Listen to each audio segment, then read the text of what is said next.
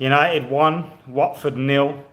Not a great performance from Manchester United, not a vintage day. A game that we kind of didn't even watch, to be honest with you, on the watch along. We just chilled, had a little chat about everything, and just caught up with you guys in the comments. So it was a bit enjoyable in that United won, and we didn't even have to exert much attention, much energy, much just anything really. It was an easy, comfortable Manchester United win, a result and a fixture that I'll probably never ever remember in a couple of weeks, months' time. It's one of them ones. You know, when you're watching a game sometimes and you see it on TV and you think, when the hell did that happen?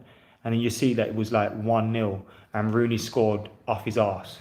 Like, those are the games you won't remember. Those are the games we come accustomed to as Man United fans. Growing up, going to watch United, you just come accustomed to United winning. I remember going to an FA Cup third round game in 2001 against West Ham when Di Canio scored and Bartes tried to put him off.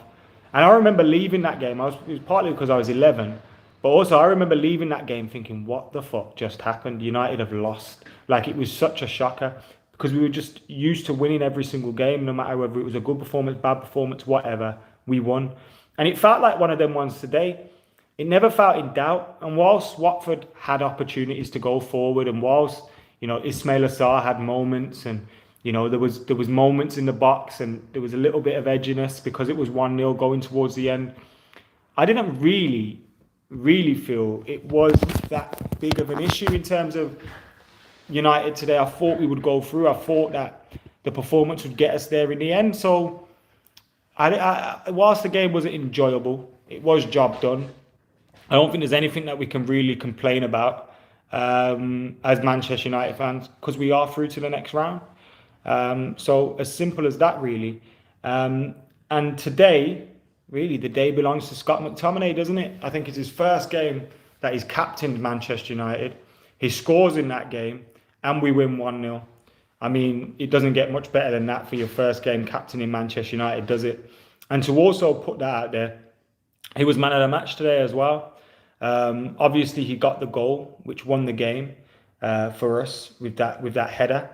I thought it was a header that he probably missed a little bit, but having him just not connected on it properly, he sent it down into the ground and it put it past the goalkeeper. So maybe not getting that full connection on it helped Scott McTominay a little bit with his finish, but it was a big goal. It put us up front. And then you're thinking, right, this is going to be a piece of piss now. 2, 3, 4, 5-0. How many goals are Manchester United going to want to score? Because however many they want, they can go and score them. But it didn't play out like that. And Watford, you know, considering they made a lot of changes to their team themselves, you know, they didn't have the likes of Ben Foster, Troy Deeney, you know, Craig Cathcart, some key players for them. They put in a good performance, and Ismail Assar was causing us problems at times, and, you know, they were always threatening when they'd get the ball, but I thought we were comfortable. And if you go from back to front, Dean Henderson, apart from smashing Eric Bailly in his face with his knee, a clean sheet for him, comfortable game, few saves that will give him confidence, but job done ultimately.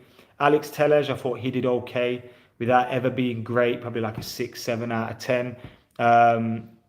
You know, Axel Tuanzebe, I thought he was excellent. If you weren't going to give your man of the match to McTominay, then you probably give it to Axel Tuanzebe, because I thought he did some very good things defensively, some good clearances, etc.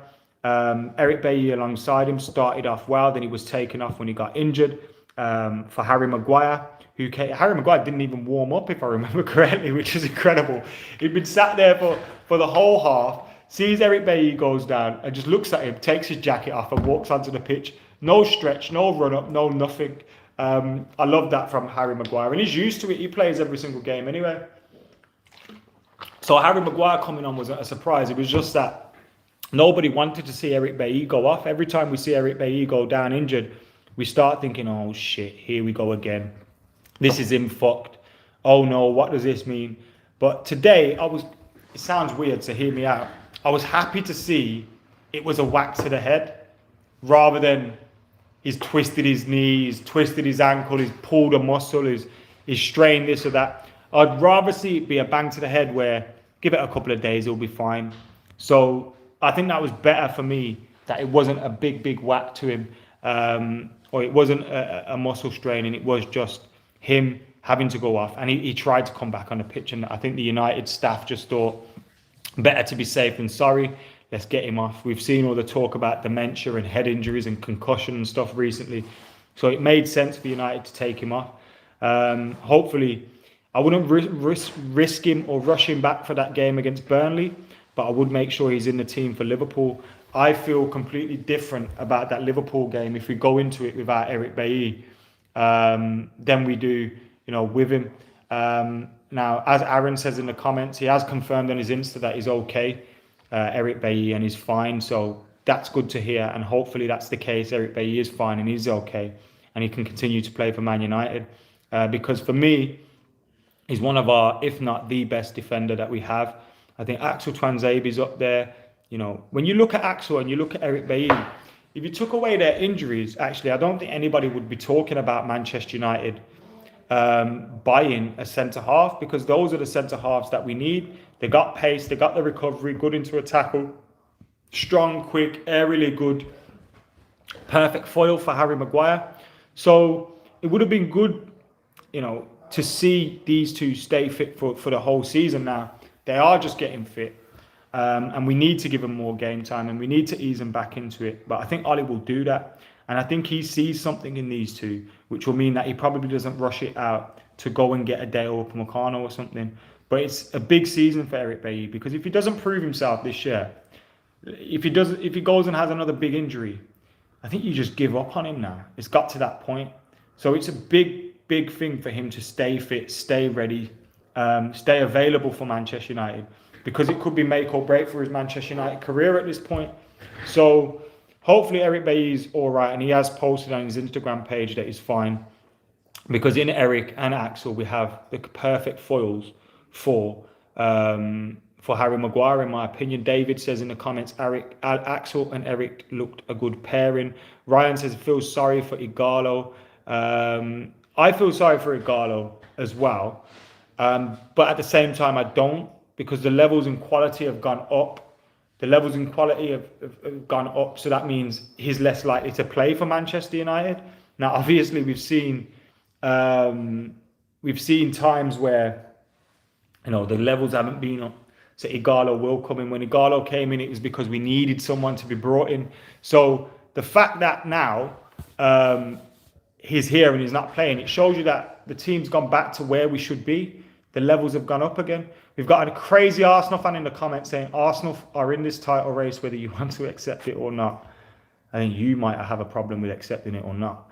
David with the super chat says McTominay, man of the match, improving with each game, first 11. Malik says one of those weird, uneventful games. With Bailly in that League Cup game, that first goal wouldn't happen to the 11-11. Thankfully, we got the W. Ryan is just laughing at the Arsenal fan. I think everybody's laughing at the Arsenal fan, to be totally honest with you. Arsenal in the Championship title race. Daniel said, I've just asked Steve this question. Do you think United need to hire a director of football and set-piece specialist coach? Director of football, we've needed one for a long time, haven't we? Whether that works well with what Ole Gunnar Solskjaer wants to do at Manchester United is another thing. Does Ole want to have a director of football there?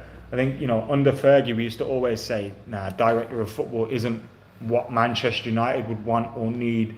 But then obviously, since we've had to deal with Ed Woodward and all these bellends, we've kind of come around to the idea of having a director of football. I do think we need one, but also, what was the other part of that question?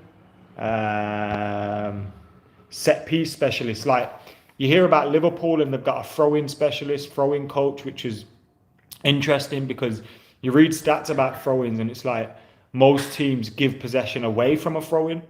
Or it's like it's less than 50-50 that you keep possession. Whereas if you started to tighten up on that and use like a throw-in coach like they have done, you can start to work around teams, see how they react to throw-ins and all that kind of stuff. So it makes sense. But also you can just get some super good inhalers as well, I've heard, which seems to do the trick at Anfield, apart from when you're coming down off them. Get hitting that like button, get commenting, get sharing as Manchester United are through to the FA Cup fourth round in the most uneventful third round tie at Old Trafford. But you know what? It had to be uneventful if we wanted to go through, because if this was an entertaining one, United probably get knocked out today. That's the only way that game could have been entertaining. Or if we scored a few more goals, which would have been nice, but they didn't come in the end. And I mean, does it matter? There's no goal difference in the FA Cup, is there? Huge week ahead, says Ryan. And I think that's the big thing today. This game was perfect. Went under the radar.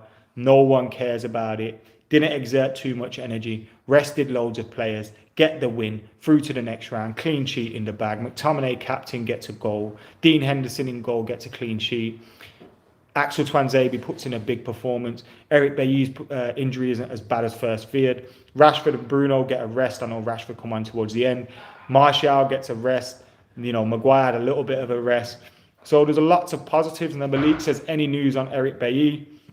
The news on Eric Bailly is he's tweeted or he's posted on Instagram saying he is fine and he will be okay. So it looks like it was just a knock to his head. Which weirdly at the time I said, thank God it's a knock to the head, which sounded daft, but don't want to see him go down with another muscle injury.